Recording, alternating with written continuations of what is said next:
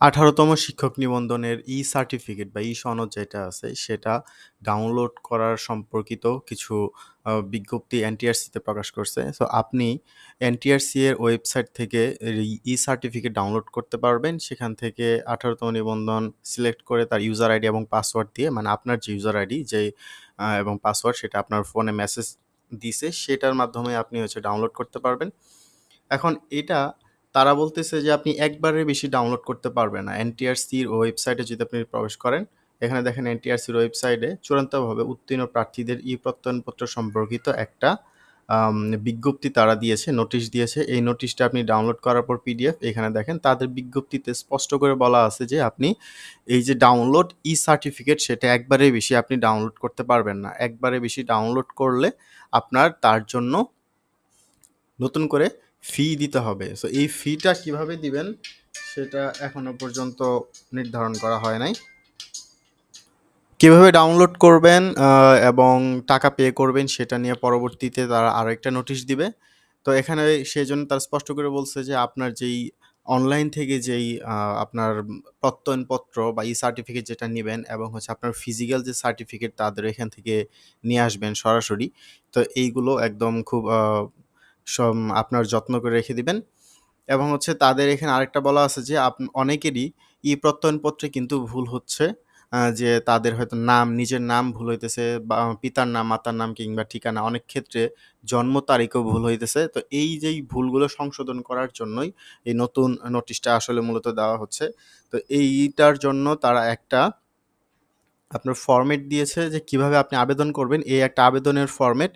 এই ফরম্যাটটা তারা পিডিএফ আকারে আপনি এই ফরম্যাটটা দিছে। এই ফরম্যাটটা পিডিএফ প্রিন্ট করবেন। প্রিন্ট করে ১ কপি ছবি দিবেন এবং আপনার যদি ধরেন নাম ভুল থাকে তাহলে আপনার ধরেন নামের যে বর্তমান যে ভুলটা আছে সেই ভুলটা এখানে লিখবেন।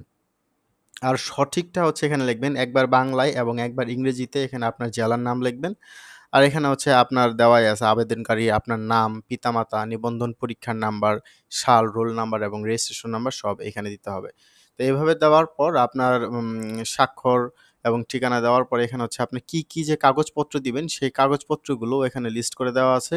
আপনার কাগজপত্রের মধ্যে আপনার শিক্ষাগত সকল যে যোগ্যতার সত্যায়িত কপি আছে সবগুলো দিতে হবে। যেমন এসএসসি, এইচএসসি, তারপরে আপনার অনার্স, যদি মাস্টার্স থাকে মাস্টার্স, তাদের সকল কাগজপত্র দিতে হবে। নিবন্ধনের প্রত্যয়নপত্র যেটা আপনি অনলাইন থেকে নিয়ে আসছেন সেটাও আপনাকে সাথে দিতে হবে। অনলাইন থেকে যেটা ডাউনলোড করছেন যেটা ভুল হয়েছে সেটা আপনাকে সাথে দিতে হবে। তারপর আপনার নিবন্ধনে যে রিটেন পরীক্ষার যে প্রবেশপত্র সেটা প্রবেশপত্র দিতে হবে। সাথে আপনাদের যে সংশোধনের যে কাগজপত্রগুলো সেগুলো আপনার দিতে হবে এবং সাথে আপনার পরিচয়পত্র দিতে হবে, মানে national ID card. National ID কার্ডের ফটোকপি দিতে হবে এবং যদি আপনার ৳১০০ পে অর্ডার করবেন, এই ৳১০০ পে অর্ডার করবেন। এই পে অর্ডারের নিয়মগুলো আপনাকে কিছুদিনের মধ্যে আবার দিয়ে দিবে হয়তো। আম এখন এই যে সচিব এনটিআরসি এর অনুকূলে আপনি এই যে ৳১০০ পে অর্ডার করে দিবেন। এখন এটা পাঠাবেন কি করে? এটা পাঠানোর নিয়ম হইতেছে আপনার ২৫ তারিখ, হ্যাঁ? এই মাসের ২৫ তারিখ জুন ২০২৫, জুন ২০২৫ এর মধ্যেই আপনাকে এনটিআরসি এর কার্যালয়ে এটা পাঠাতে হবে। আপনি নিজে সরাসরি গিয়ে দিতে পারেন, কুরিয়ারে দিতে পারেন। যেহেতু সময় আজকে ১৯ তারিখ এবং ৫-৬ দিন সময় আছে। মাঝখানে আবার শুক্রবার আছে। তাই আপনি যদি কুরিয়ারও করেন তাও ১ দিনের মধ্যে পৌঁছে যাবে। ২৫ তারিখের আগে পৌঁছে যাবে।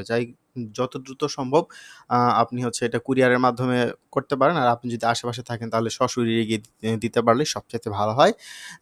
এবং এই ই-সার্টিফিকেট যেটা আপনি সংশোধন করবেন, এটা যদি সংশোধন আপনি না করেন তাহলে পরবর্তীতে আপনি যোগদান করার সময় আপনার যোগদানে সমস্যা হবে এবং পরবর্তীতে এমপিওভুক্ত আপনি হতে পারবেন না। এমপিওভুক্ত হতে গেলে আবার এগুলো সব সংশোধন করে আপনাকে এমপিওভুক্ত হতে হবে। অন্যথায় চাকরি বাতিলও হয়ে যেতে পারে। তাই এই ক্ষেত্রে খুবই যাদের ভুল আছে এবং খুবই সতর্কতার সাথে এই সার্টিফিকেটগুলো প্রত্যেকটা বানান ভালো করে খেয়াল করুন ডাউনলোড করার পরে এবং খেয়াল করে তারপরে আপনি এটি যদি সংশোধন করার প্রয়োজন পড়ে তাহলে আপনি সংশোধন করবেন।